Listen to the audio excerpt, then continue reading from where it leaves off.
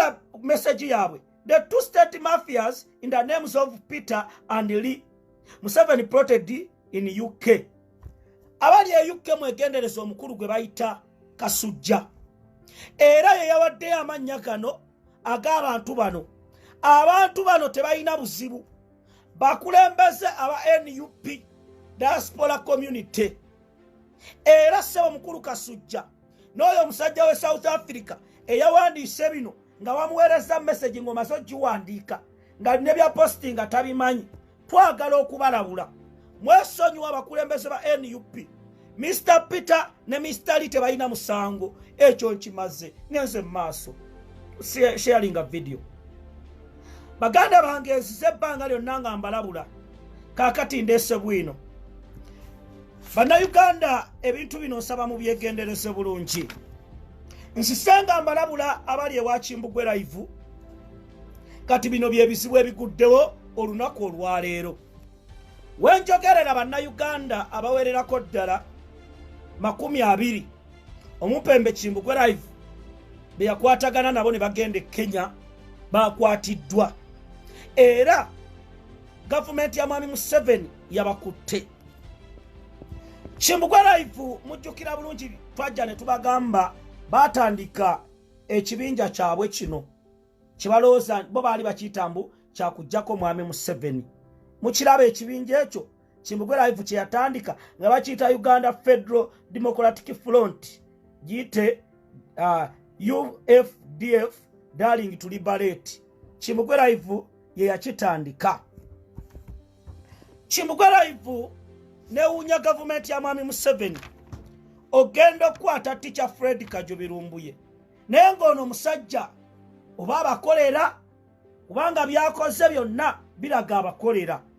Naye ye n'alya butaala ne mujja ne mukwata Teacher Fred Kajjubi Lumbuye alias Chemical Ali. Ntandise video.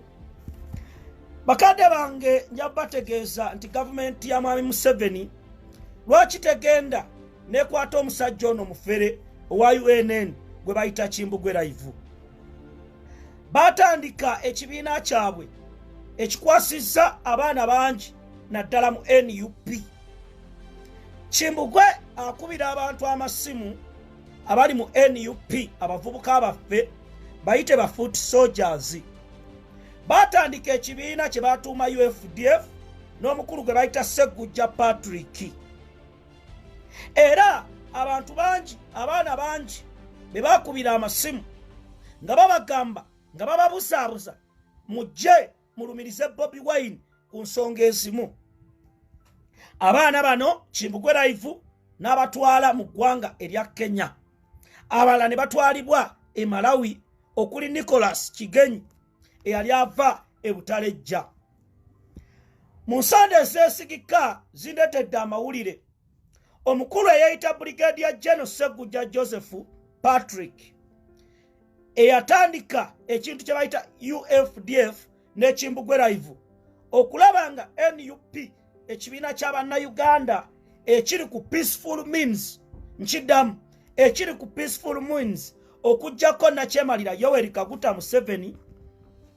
Abantu bano basooka ne bakubira abaana amasimu okwali Machete Yasin, okwali Segujja Rashidi, Omunyarwanda wa Bobi n'abalala nga babasaba okuvaayo batandike okukozesa enkola endala Mwami Museveni gye yakozesa. Kimbugwe live ne ttiimu ye ng'abaana bano babalikodinga. Era Machete Yasin Machete Yasin okutuuka okumukwata omupembe Kimbugwe live yamugamba sooka weewugulemu ogendeko ewammwe. N'amugamba ewammwe side wa era ngenda kuweereza n'ensimbi. Kimbugwe live yenga mwennyini yali amaze okwogera n'abasecurity n'abategeeza weya Machete Yasin we yali agenze ewa jjajjaawe empigi. Abasajja ne bakwata Machete Yasin ng'omupembe Kimbugwe live yakiri emabega. Era emboozi kigatto wange gyampeereza nga Kimbugwe live n'abaana ab'enjawulo be yayogera nabo ng'agezaako okubalikoodinga, era Kimbugwe Live ye mwennyini yagezaako okulaba ng'abaana bano abakkirizisa, era abamu n'abakkirizisa okuli omuvubuka gwe bayita Nicholas Jenny, mukyala Elizabeth Wamala eyatta bbaawe gwe yasasulira yayita Kenya n'amusasisa tiketi nga bakozesa gavumenti n'agenda e Malawi. Abaana bano baweebwa ssente okulaba nga bavaayo bakuba NUP, nga bakuba Robert Kyagulanyi Ssentamu, era mu bano abaana ensonda ezeesigika zikiraze bulungi nti bali funded by government eya mwami Museveni, ng'era Kimbugwe Live omumpembe yabakozesa. Neewuunya lwaki gavumenti ya mwami Museveni Kimbugwe Live afuuse ensonga era yaggulawo akabiina kano akayite ndozo bakaabayeekera ne Sseggujja, ye tebamukwatako. Kimbugwe Live atandise okufuna bannabyabufuzi naddala abaagwa NUP beyamakaadi okulaba nga bapanga omupango ogw'okulaba nti bo nga bo bayisaawo ebyabwe. Waliwo omumpembe gwe bayita Navasi ono yavuddeyo gye buvuddeko n'ajja n'alumba President Robert Kyagulanyi Ssentamu.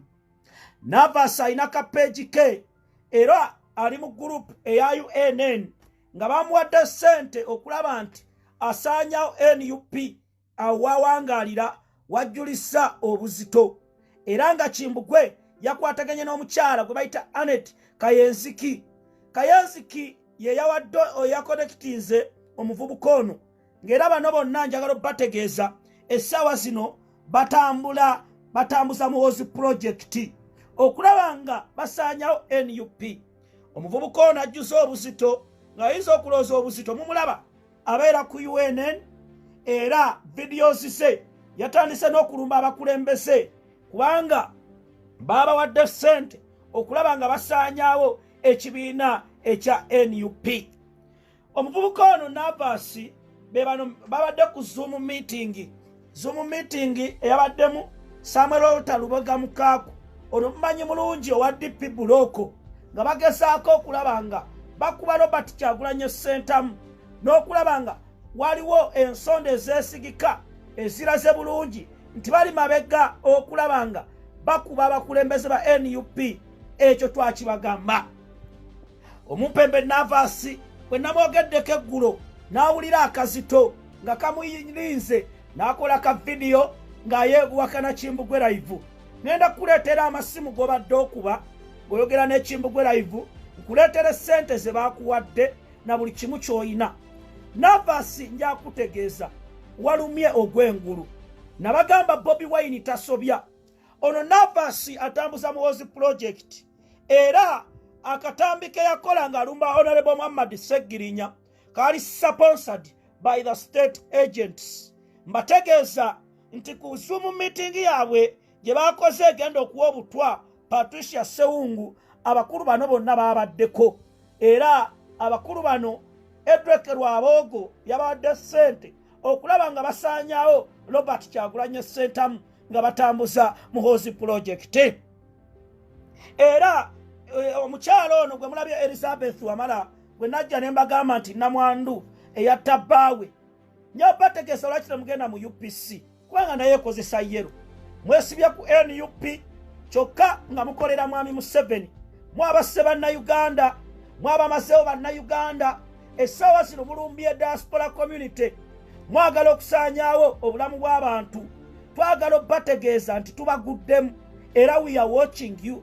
Oye mukyala namwandu Elizabeth Wamala n'omumpembe Kimbugwe oyo gwe mulaba ye yasibisa bamachete ya sin, era Kimbugwe